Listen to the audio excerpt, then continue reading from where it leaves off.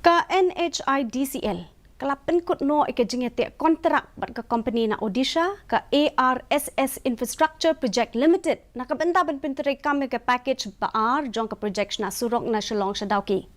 Haba pintip halor kani hadin ka jengkmi ka project na surok bat ki senior official usimbut menteri rangba uba preston tensong uba kmi ka tanat PWD ula pintip badai na ka jingbampiang ka rukom menteri kam ka belapan long ka head office jong ka NHIDCL ban weng no ka kontrak bat kani ka company da ka bebenrap ru baka NHIDCL kan sedang biang ke jeng penmi tender.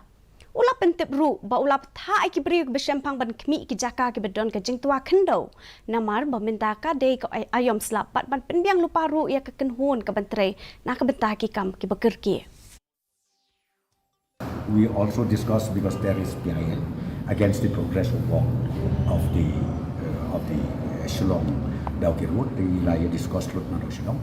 Again, we discussed about the landslide prone area where we identified few deplorable ones. How to take care of this coming monsoon because it's so dangerous. So we already discussed all the details. Then the technical people from NSL, they will prepare the plan, the action plan, how to go about it, and how to also make sure that the dedicated team for any emergency work, it has to be there 24/7.